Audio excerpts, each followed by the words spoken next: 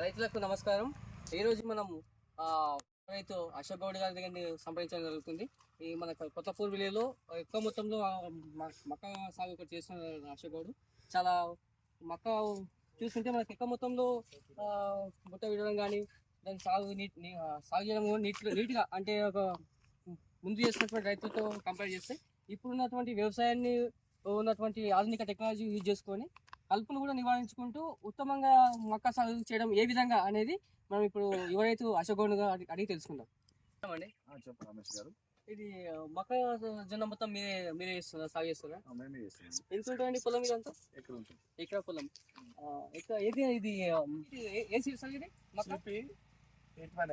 CP 818 ఒక మక్క seed sir. ఇది మొత్తం ఎకరా పొలంలో వేశారు కదా, దీన్ని ఏ విధంగా ఫస్ట్ నుంచి సాగు చేస్తున్నా మీరు ఒక చెప్తుంటే మనకు కొత్తగా వేసే వాళ్ళ రైతులకు కూడా కొంచెం అనుభవం మీ అనుభవాలు చేసినట్టుంటుంది. అంటే ఫస్ట్ ఏ విధంగా దీన్ని వేయడం అంటే డ్రిప్ కూడా వేసారా లేకపోతే బోధ వేసి డ్రిప్ పైపులు పరిచి చేసి ఫస్ట్ బోధ వేయాలంటారు. బోధ వేసిన తర్వాత డ్రిప్ వేసుకొని బోధ వేసి విత్తనాలు నాటి డ్రిప్ వేసి వాటర్ ఇడిస్తే ఓకే. దీని టైమింగ్ పీరియడ్ ఎంత? 4 నెలలు. 4 నెలల్లో మొత్తం అయిపోద్దా ఇది మొక్క? అయిపోద్ది. తర్వాత మళ్ళీ మక్క వేస్తావా లేకపోతే ఇంకా వేరే పంట వేసుకోవాలి? మళ్ళీ మక్క వేస్తే దిగుబడి తక్కువ వస్తుంది. దిగుబడి తక్కువ వస్తుంది అంటే దీన్ని పంట మార్పిడి పద్ధతి అంటారు కదా. పంట మార్పిడి చేస్తేనే మంచిగా అవుతుంది అనమాట. ఇంతకు ముందు ఏం వేసిందండి? ఇంతకు ముందు పెసర పెట్టారు. దాని తర్వాత తీసేసిన తర్వాత ఆటోమేటిక్ గా మొక్కజొన్న సాగు చేస్తారు. అయితే ఇప్పుడు ఎకరాకి దీన్ని మనకి ఎంత వరకు వస్తుంది అంటే? అంతే 30 క్వింటాల దాకా అవుతుంది. 25-30 క్వింటాల్ అయితే 20 కూడా కావచ్చు, 10 కూడా అవుతాయి. అంటే మనం లాగోడ్ని లాగోడిని బట్టి పంట వెళ్ళదు. మనం చేసే ఒకవేళ మన అదృష్టం 25 కావచ్చు, 30 కావచ్చు. 30 కొద్ది అయితే టైం టు టైం ఏం చేయాలి, ఎప్పుడు ఎరువులు వేయాలో అప్పుడు వేస్తేనే, మందులు ఎప్పుడు కొడాలో మందులు కొట్టే టైం కొడితే అది మంచి దిగుబడి వస్తుంది. ఓకే. ఇది ఇప్పుడు ఈ మక్కకు మనం ఫర్టిలైజర్ కూడా సీడ్స్ యూజ్ చేస్తామండి. మొక్కకు ఫర్టిలైజర్ వేయాలి. మధ్యలో మన పురుగు కూడా ఏమన్నా అటాక్ చేసినప్పుడు పెస్టిసైడ్ ఎట్లయినా కొడతాం. అంటే పంటకు అంటే చేస్తా చేయదా అంటే అవకాశం ఉంటుందా? ఏం చేస్తుంది ఇప్పుడు ఫర్టిలైజర్ ఇప్పుడు వేసాం కదండి, పురుగు దీనికి మొక్కజొన్నకు అవుతుందా కాదా? అంటే కొన్ని మొక్కజొన్న కొన్ని సీడ్ని బట్టి కొన్నిటికి కాదు కదా. ప్రతి సీడ్కి అవుతుందండి. కన్ఫర్మ్ చూస్తున్నాం. ఈ యొక్క మొత్తం ఎకరాకి దీని యొక్క పెట్టుబడి ఒక 20,000-30,000 అవుతుందని మన యువ రైతు అశోక్ గౌడ్ గారు చెప్తున్నారు.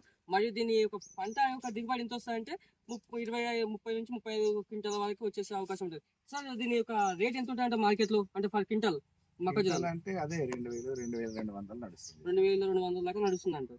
అంటే మనకి ఇప్పుడు 30 క్వింటాలు వేసుకున్న యావరేజ్ గా మనకు ఒక 60-65,000 దాకా మనకు వచ్చే అవకాశం ఉంటుంది అన్నమాట. మనకు తీసేసిన లాగబడి తీసేయడం కూడా ఇంచుమించు ఒక 40-50 దాకా మిగిలొచ్చు. 30,000 దాకా మిగులుతుంది సార్. మనం ఈ ఎకరా పొలంలో చూస్తున్నట్టు సాగు చేస్తున్నట్టు మొక్కజొన్న మొత్తం చూస్తున్నాం. ఈ యొక్క మక్క పూట కూడా ఎక్కువ మొత్తంలో గట్టిగా వేసింది. అంటే దీని యొక్క పెట్టుబడి ఎక్కువ అయిందా లేకపోతే మీరు నార్మల్ గానే పెట్టేశారండి? పెట్టుబడి నార్మల్ చేస్తేనే మంచిగా ఉంది. నార్మల్ చేసినా కానీ ఓకే, ఇంతవరకు ఉంది. ఓకే. మనం ఇప్పుడు యువ రైతులు ఎవరైనా మీకు ఆసక్తి ఉంటే కూడా ఈ యొక్క మొక్కజొన్న సాగు చేయొచ్చు. 4 నెలల్లో ఈ యొక్క పంట పూర్తి కాల వ్యవధి అయిపోతుంది. ఎవరైనా ఇంట్రెస్ట్ ఉన్న వాళ్ళు, యువకులు ఎవరైనా ఉంటే కూడా ఈ యొక్క మొక్కజొన్న ఈజీ పర్పస్ లో మనం సాగు చేయొచ్చు. ఇప్పుడు కలుపు తీసే పద్ధతి కూడా పక్కన పెడితే మనకు ఫర్టిలైజర్స్ కూడా వచ్చేసినాయి కాబట్టి కలుపు తీసే ఒక శ్రమను కూడా తగ్గించుకోవచ్చు అన్నమాట. ఫర్టిలైజర్ మన కలుపు కాదు, పెస్టిసైడ్స్ వచ్చినాయి కలుపు గురించి. ఆ పెస్టిసైడ్ వల్ల నివారణ చేయొచ్చు కలుపు మొక్కలు మొత్తానికి. ఇప్పుడు ప్రస్తుతానికి అయితే మన కూలీల్లో పెడదు తప్పుతుంది పెస్టిసైడ్ వలన. అంటే మీరు అవసరం లేదు, కూలీల్లో అవసరం పెస్టిసైడ్ వాడతాం. అట్లా మొత్తం పెస్టిసైడ్ వల్ల కలుపు నివారణ చేయొచ్చు. ఓకే. అంటే ఇంతకు ముందు మనం చూస్తున్నాం అయితే ఏమైతే కూలీలను పెట్టినాక తప్పే పరిస్థితి లేకుంటే వ్యవసాయం చేయడం చాలా ఇబ్బందికరంగా ఉంది. కాబట్టి చాలా మంది యువకులు కూడా వ్యవసాయాన్ని పక్కన పెట్టి ఏదో కంపెనీలకు వెళ్ళి పని చేసుకోవడము అలాంటి పద్ధతులకు వెళ్ళిపోయినామంట సాఫ్ట్ గా. కానీ మనము ఇప్పుడు వచ్చిన జనరేషన్ ఆధునిక టెక్నాలజీ యూజ్ చేసుకొని తక్కువ ఇన్వెస్ట్మెంట్ పెట్టి ఎక్కువ దిగుబడి పొందే అవకాశం కూడా ఉంది అన్నమాట వ్యవసాయంలో. కాబట్టి యువ రైతులు ఎవరున్నా కానీ ఆసక్తి ఉన్న వాళ్ళు ఖచ్చితంగా వ్యవసాయం మొగ్గు చూపాలని